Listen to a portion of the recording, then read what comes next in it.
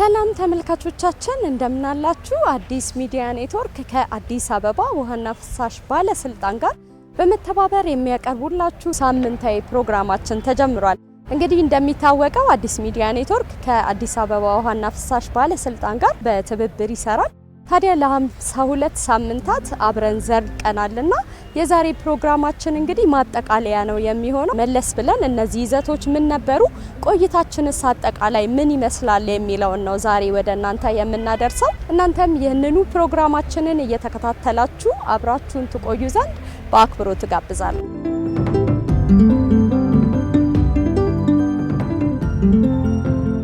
ተመልካቾቻችን እንግዲህ እዚህ መገናኛ 24 አካባቢ የሚገኘው የአዲስ አበባ ውሃና ፍሳሽ ባለስልጣን ዋና መስሪያ ቤት ተገኝቻለሁ። ውስጥ ኮሚኒኬሽን ዳይሬክተሯ እየጠበቀች ነው። አጠቃላይ ከሷ ጋር የምናደርገውን ቆይታ ነው ማስመለከታችሁ። ተከታተሉ።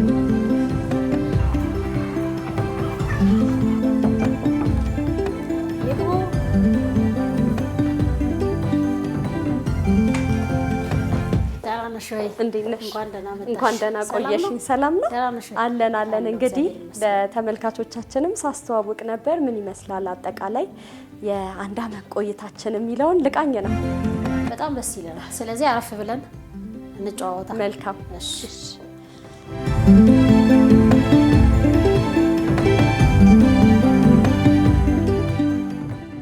ወይዘሮ ሰርካለም ጌታቸው የባለስልጣኑ ኮሚኒኬሽን ዳይሬክተር አለች አጠገቤ። ከሷ ጋር የተለያዩ ሀሳቦችን እያነሳን አብረን ቆይታ እናደርጋለን። እናንተም ቆይታችሁን ከኛ ጋር አድርጉ። እንግዲህ በድጋሚ አመሰግናለሁ ሰርካለም። ያው 52 ሳምንታትን አብረን ተጉዘናል። እስካሁን የተለያዩ ፕሮግራሞችንም ስንሰራ ነበርና በተለይ እንደው የስካሁኑ ከአዲስ ሚዲያ ጋር የነበራችሁ ቆይታ ምን ይመስላል አጠቃላይ የሚለውን ከግል ምልከታሽ እንነሳና ወደ ሌሎች ሀሳቦች እንሸጋገራለን። በጣም አመሰግናለሁ ትግስት። ከአዲስ ሚዲያ ኔትወርክ ጋር እንግዲህ ምንም እንኳን በዚህ በ52 ሳምንት ፕሮግራም ዘለግ ያለ ጊዜ በተከታታይነት አብረን ብንቆይም ቀደም ብለንም በርካታ ስራዎች አብረን ስንሰራ ነው የቆየ ነው። አዲስ ሚዲያ ኔትወርክ ለኛ እንደ ቤተሰብ ማለት ነው። ከቤተሰብ በላይ ቅርብ የለም አይደለ? በማንኛውም ሁኔታ ስንጠራ የሚገኝልን፣ ችግሮች ሲኖሩብን ያንን ችግር ለህብረተሰቡ የምናጋራበት ትልቅ ሚዲያ ነው። ወደ 52 ሳምንት ፕሮግራሙ ደግሞ ስንመጣ እውነት ለመናገር ብዙ ጊዜ ሌሎች ተቋማት ጋርም ወይም ሌሎች ሚዲያዎች ጋርም ሰርተናልና ትንሽ የኛ ተቋም ስራ እንደምታውቂው ውሃ ነው፣ ፍሳሽ ነው። ውሃም ከሰው ልጅ ህይወት ጋራ 100% የተቆራኘ ነው። ፍሳሽም እንደዛው ከሰው ልጅ ህይወት ጋር ሙሉ ለሙሉ የተገናኘ ነው። ስለዚህ ምንድነው ከሰው ህይወት ጋራ ሙሉ ለሙሉ የተገናኘን ይህ የውሃና ፍሳሽ አገልግሎት አብዛኛው ሰው አይረዳውም። ምን አይነት ውጣ ውረዶች አሉት፣ ምን አይነት ድካም አለው። ውሃ ታፕ ከፍተን እቺ ቤታችን ላይ ያለችው ታፕ ናት። በጣም ቀላሏ እንግዲህ ህጻን ልጅ ድረስ ታፓን ሊከፍታት ይችላል ምንም ሳይቸገር። ልክ እንደዛ አድርጎ የማየት ሁኔታ አለና አዲስ ሚዲያ ኔትወርክ ጋር ስንመጣ የስራውን ባህሪ በመረዳት ነው የጀመሩት ማለት ነው ማኔጅመንቱም። ከዛ ባሻገር ግን ከኋላሽ ደግሞ ኤዲተሮች አሉ፣ የካሜራ ባለሙያዎች አሉ፣ ኤዲቶሪያል ደግሞ እንትኑ አለ፣ ኤዲቶሪያል ቲሙ አለና ሁሉም በጣም ሲያገዙን ነበር። እኛ ካየነው እይታ ውጪ በራሱ በዚህ መልኩ ይሄ ፕሮግራም ቢሰራ የሚል ትልቅ ድጋፍ ሲያደርጉና በትክክል ደግሞ እኛም ለህብረተሰቡ ማድረስ የፈለግነውን ፕሮግራም ወይም ደግሞ ሀሳብ ያደረስንበት ነው። እዚሁ ላይ ፕሮግራሞቹ ምን አይነት ይዘት ነበራቸው የሚለውን ብናነሳ እንግዲህ መጀመሪያ የጀመርነው ከውሃ እንዴት ይመረታል፣ ግድብ ላይ እንዴት ይመረታል፣ የከርሰ ምድር ውሃ እንዴት ነው ለምቶ ተጓጉዞ ተጣርቶ ደግሞ ህብረተሰቡ ጋር የሚደርሰው፣ በዚህ ሂደት ውስጥ ደግሞ ምን አይነት ተግዳሮት ያጋጥመዋል፣ የኤሌክትሮሜካኒካል ስራዎች ምን ይመስላሉ፣ እንደዚሁ ደግሞ የጥራት ቁጥጥር ስራው እንዴት ነው፣ ክረምት የውሃ ግድብ ይሞላል፣ ሲሞላ ምን ይፈጠራል የሚሉ በጣም ሰፋ ያሉ የስርጭት መረቡስ ምን ይመስላል፣ የፈረቃ መርሃ ግብር እንዴት ነው እንደ ተቋም እየተመራ ያለው? ምን አይነት ተግዳሮቶች አሉት የሚሉ ከዚህም ባሻገር አገልግሎት አሰጣጣችንስ ምን ይመስላል? ለህብረተሰቡ ቅርብ ሆነን እያገለገልን ነው? ራሳችንን እያዘመን ነው? ዘመናዊ ቴክኖሎጂ እየተጠቀምን ነው? ያ ዘመናዊ ቴክኖሎጂ ምን ደግሞ ትርፍ አመጣ የሚሉ ሰፋ ያሉ ከውሃ ጋር ተያይዞ የተነሱ ጉዳዮች ናቸው። በዚህ በኩል ደግሞ ስንመጣው እንግዲህ የዓለም አቀፍ ጥናቶች እንደሚያመለክቱት ከምንጠቀመው ውሃ 80% ፍሳሽ ነው የሚሆነው። ፍሳሽ ስንል እንግዲህ እንደኛ ተቋም ከዚህ ከማድ ቤት ከመጸዳጃ ቤትና ከሻወር ቤት የሚወጣውን ነው። ሌላው ይሄ የዶሜስቲክ ዌስት ነው የምንለው ወይም ደግሞ የፋብሪካ ፍሳሽ ያልሆነውን በሙሉ እኛ እናጣራለን እና ያ ፍሳሽም እንዴት ይጓጓዛል? የማጓጓዣ መስመሮቹ ምንድን ናቸው? ዘመናዊ ያለ እንደገና ደግሞ ቫኪዩም ትራክ ወይም የቦቲ ተሽከርካሪ አለ። እዛ ላይ የሚገጥሙ ተግዳሮቶች ምንድን ናቸው? አንዲት የሰለጠነች ጽዱ፣ ውብ ስማርት ሲቲ ለመገንባት የፍሳሽ አወጋገድ ስርዓታችን ምን መሆን አለበት? ባለስልጣኑስ ይሄንን ደግሞ የሚመጥን አገልግሎት ለመዘርጋት ምን እየሰራ ነው የሚሉ በውሃ በኩልም በፍሳሽ በኩልም አድሬስ አድርገናል ወይም ደግሞ ህብረተሰቡ ጋር ደርሰናል ብዬ አስባለሁ። እንደው እዚሁ ጋር የተቀነጫጨቡ ከየፕሮግራሙ ዋና ዋና የምንላቸውን ስላዘጋጀን ለተመልካቾች አድርሰን ብንመለስስ በጣም ደስ ይለኛል። ይመጣልን ውሃ መገኛው ወይ መነሻው ከየት ነው ብለሽ ታስቢያለሽ አንቺ? እኔ አላውቅም። ከገጸ ምድር ከግድቦች እና ከከርሰ ምድር ደግሞ ከተቆፈሩ ጉድጓዶች ነው። ወደ 7 የሚሆኑ ገባር ወንዞች አሉ።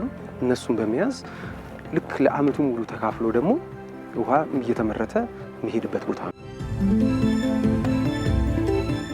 ለደንበኞች አዲስ የቆጣሪ ቁጥያ የውሃ መስመር ማሻሻያ ከፍሳሽ ጋር ተያይዞ ደግሞ ፍሳሽ በተሽከርካሪ ደንበኞች ጥያቄን ተቀብለው አገልግሎት ይሰጣሉ። የስም ዝውውር ለማድረግ ነው የመጣሁት።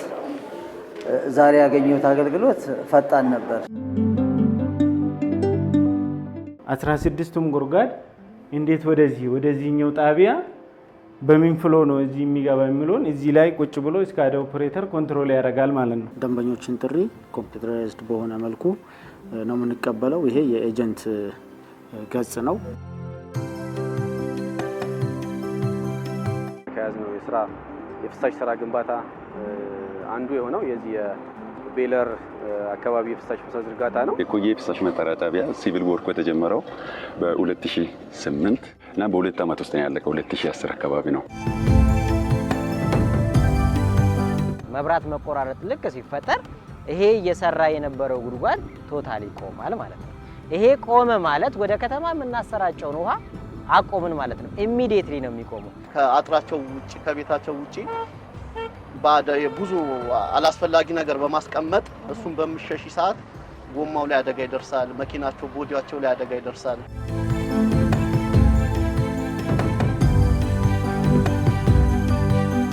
እዚሁ ላይ ግን ትዕግስት አድናቆቴን በኋላ ገልጻለሁ። ግን ጥያቄ አለኝ ደግሞ የጋዜጠኝነት ቦታ ልውሰድና ይሄን ጥያቄ ልጠይቅሽ የፈለኩት እኔም በፊት እዚህ ውሃና ፍሳሽ ከመግባቴ በፊት ያው የፋና የቀድሞ ባልደረባ ነኝ። በአንድም በሌላ መልኩም ውሃና ፍሳሽ እየደወልኩ ዜና ሰራ ነበር፣ ዜና ክፍል ስለነበርኩ። ስመጣ ግን ሌላ ነው የሆነብኝና አንቺስ እንደው እዚህ ከመምጣትሽ በፊት ወይም ይሄን ፕሮግራም ከመጀመርሽ በፊት ምልከታሽ ምን ይመስል ነበረ የሚለው ማወቅ ፈልጋለሁ እንደ አንድ ደንበኛም ጭምር። ያው ጋዜጠኛን ኢንተርቪው ማድረግ መጨረሻው ይሆነው መጠየቅም አለው የሚለው እያየው ነውና ያው እንዳነሳሽው ነው። ይሄንን ፕሮግራም ስሰራ ቀረብ ብዬ ሳየው እንዴ እንደዚህ ነው እንዴ ያልኳቸው ነገሮች አሉ። የመጀመሪያው ቀደም ሲልም አንቺ ስታነሺው ነበረ ውሃ በቧንቧችን ስትመጣልን በቃ ቀላል ስራ ነበር የሚመስለኝና እንዴት ይመረታል የሚለውን ፕሮግራም የመጀመሪያ ፕሮግራሜን በሰራውበት ጊዜ ያለውን ፕሮሰስ በተለይ ደግሞ ክሎሪን የሚጨመርበት ፓርቲ ያስገረመኝ። እኔ ክሎሪን ይጨመራል ሲባል እንሰማለን ብዙዎቻችንና የሆነች ጠብ የምትደረግ ነገር ነበር የሚመስለኝና ግዙፍ ሲሊንደር ተጠምዶ በምን አይነት ፕሮሰስ እንደሚጣራ ሳየው መጀመሪያ የነበረውን የተጠራቀመውን ግድብ ላይ ከዛም በኋላ መጥቶ የሚጣራበትን ሂደት ሳይ ለካ እንደዚህ የውሃ ምርት ሂደት ከባድ ነው ወይ የሚለው ግንዛቤ ያገኘውበት ፕሮግራም ነውና እንዳልሽው ነው ወደ ተቋሙ ከመምጣቴ በፊት የነበረኝ ግንዛቤና ስራውን ከሰራው በኋላ ያገኘሁት ግንዛቤ በጣም የተለያየ ነው። ያለኝ መረጃ በጣም የተለያየ ነውና ያው ጥሩ ቆይታ ነበረን ብዬ አስባለሁ። እኔም እንግዲህ ደስ ይላል በእውነት።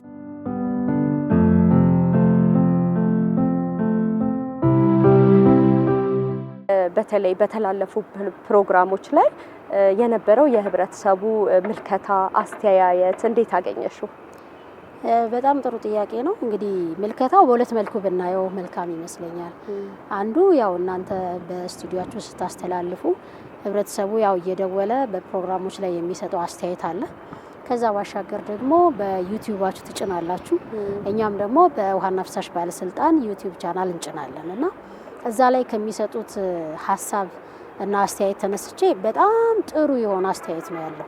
ምን ችግሮችም ያሉበት ቦታ ይሄን እንደዚህ ብትቀርፉ፣ ይሄ እዚህ አካባቢ እንደዚህ ነው ያለው፣ ይሄ እንደዚህ ነው፣ ይሄን እንደዚህ ብታደርጉ፣ እኛ ሰፈርም ይሄ ቢሰራ የሚሉ የተለያዩ ጥሩ ጥሩ አስተያየቶች ገንቢ የሆኑ ለተቋሙ ስንቅ መሆን የሚችሉ አስተያየቶች ናቸው የሚሰጡት። ከዛም ባሻገር ደግሞ እኛ እንደ ውሃና ፍሳሽ የፐብሊክ ፎረም አለን ወይም የውሃ ደንበኞች ፎረም የምንላቸው በአንድ ቅርንጫፍ እስከ 300 አባላት ያሉት በማዕከል ደረጃም ደግሞ ውይይት ላይ ሪፖርት ላይ የምናወያያቸው የህዝብ ክንፎች አሉ።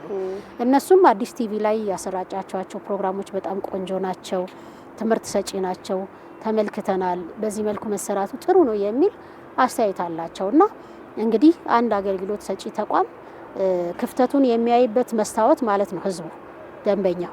ስለዚህ አንዳንድ ጉዳዮችን እዛ ላይ አይተን ብዙ የፈታናቸው ችግሮች አሉና ጥሩ ነበር በአጠቃላይ የህዝቡ አስተያየት። አሁን ደግሞ እኔ እድል ሁሉ ስድ ተራ በተራ ብንጠያየቅ የተሻለ ይመስለኛል። እንግዲህ ዛሬ ተፋጥጫለሁ። ደስ ይላል። አንቺ ጋዜጠኝነቴን እያስታወሰኝ ስለሆነ ደስ ብሎኛል። እስቲ በስራ 52 ፕሮግራም መስራትሽ ነውና የገጠመሽ ነገር ምንድነው? እንደ ችግር ወይም ደግሞ ታማትረሽው? ያው እንዳልሽው ነው 52 ፕሮግራም በጣም ብዙ ነው። አንድ አመት ነው አብረን የዘለቅ ነውና ያው የሚያጋጥሙ ነገሮች አሉ። እዛ ግድቡ ላይ ስትሄጂ የመፍራት ነገር እንደውም አንዴ ግድቡ ሲጠገን በጀልባ ሂጂና ስሪ የሚል ነገር መጥቶ ነበር እና አልሄድም ያልኩበትን አጋጣሚ ውሃ በጣም ነው የምፈራውና እሱን አጋጣሚ አስታውሰዋለሁ። ከዛ ውጪ ደግሞ የግድቡ የታችኛው ክፍል ላይ ሄደን ነበር በዋሻ ውስጥና በጣም የውሃው ድምጽ ይሰማልና ወይኔ ውሃው ጋለሪ እንለዋለን ጋለሪ ውስጥ የገባን ጊዜ ማለት ነውና አርታዬ ራሱ እያለኝ ነበር በጥፍርሽ ነው እየሄድሻለሽ እና በረግጣው የሆነ ነገር የሚፈጠር አይነት ስሜት ነበር የሚሰማኝ እሱ ጋለሪ ውስጥ ሲሄድና እሱ አጋጣሚ። በነገራችን ላይ እሱ ቦታ በጣም ረጅም ነው። ከላይ መኪና ይሄድበታል፣ አስፋልት ኮንክሪት ነው። ውስጡ ግን በዛ ደረጃ ረጅም እንደሆነ ማንም ሰው አስተውሎ ዋሻ ነው የሚመስለው። ወዛ ውስጥ ግን እንግዲህ እያደሩ ክረምት ሲመጣ እየተሳቀቁ ያሳለፉበት በጣም ሰፊ ጊዜ ነበር። ያው በፕሮግራሙ ስለተነገረ አንደጋግመውም እንግዲህ እንደው ወደ መጨረሻዎቹ ሀሳቦች ደግሞ እንምጣና በተለይ እንደው ከአዲስ ሚዲያ ኔትወርክ ጋር በመስራታችሁ ምን አተረፋችሁ የሚለውን ሀሳብና ወደፊትስ በተለይ መረጃዎችን ተደራሽ ለህብረተሰቡ ተደራሽ በማድረግ በኩል እንደ ተቋም ምን አሰባችኋል የሚለውን እናንሳና እንጠቅልል። በጣም አመሰግናለሁ። እንግዲህ ከአዲስ ሚዲያ ኔትወርክ ጋር ቀድመን በእርግጥ ለመጠቃቀስ ሞክሬያለሁ። አዲስ ሚዲያ ኔትወርክ የኛ ሚዲያ ነው። ስራ ሲገጥመን ለምሳሌ የኛ ስራ አንቺ በደንብ ታውቂዋለሽ። ድንገት ፓምፕ ሊቃጠል ይችላል፣ ድንገት መስመር ሊፈነዳ ይችላል። ያኔ ሰው አንዳንድ ሚዲያዎች ከዚህ በፊት የገጠመን አለ። ኑና እንደዚህ መስመር ፈነዳብን ስሩልን ስንል እምቢ ይላሉ። ያው መስመር እንደፈነዳ አይቀርም ቶሎ መጠገን መዘጋት ስላለበትና አፋጣኝ ስንፈልገው ሁሉ ከተፍ ብሎ የሚመጣልን ትልቅ አጋዣችን ነው። ለወደፊትም አጠናክረን ከአዲስ ሚዲያ ኔትወርክ ጋር ነው መስራት የምንፈልገው። ተቋሙን የማሳደግ የመደገፍ አብሮ የመስራቱን ስራ አጠናክረን እንቀጥላለን። መጨረሻ ፕሮግራማችን ላይ አንድ የምስራች አለኝ። የአዲስ አበባ ውሃና ፍሳሽ ባለስልጣን አገልግሎቶቹን ለማሳለጥ በጣም ረጅም ርቀት እየሄደ እንዳለ ይታወቃል። የውሃ ምርት ስርጭት፣ የጥራት ቁጥጥር፣ የፍሳሽ ማሰባሰብ፣ አጣርቶ ማስወገድ ስራዎች 7/24 የሚሰሩ ስራዎች ናቸው። ነገር ግን ከዚህ ቀደም ከሰኞ እስከ ዓርብ ብቻ ነው የቢሮ አገልግሎት። ቅድም ያልኩሽ 7/24 ነው የሚሰሩት። የቢሮ አገልግሎት ግን ከሰኞ እስከ ዓርብ የነበረው ቅዳሜ ጠዋት ከ2 ሰዓት ተኩል እስከ 11 ሰዓት ተኩል ድረስ ህብረተሰቡ አገልግሎት እንዲያገኝ ከጥር 9 ጀምሮ ክፍት ማድረጋችንን በዚህ አጋጣሚ ለደንበኞቻችን መግለጽ እወዳለሁ። እንግዲህ ሰርካለም ስለነበረን ጊዜ ከልብ ነው ማመሰግነው። ተመልካቾቻችን እንግዲህ በ52 ሳምንታት ወይም ለአንድ ዓመት ከአዲስ አበባ ውሃና ፍሳሽ ባለስልጣን ጋር የተለያዩ ፕሮግራሞችን ስንሰራ ቆይተናል። አጠቃላይ የነበረን የአንድ ዓመት ጉዞ ምን ይመስላል የሚለውን የፕሮግራሙ መደምደሚያ እንደመሆኑ የተለያዩ ሀሳቦች ተነስተዋል። ስለነበረን ጊዜ እኛም ከልብ እያመሰገንን ፕሮግራማችንን እዚህ ላይ እናበቃለን።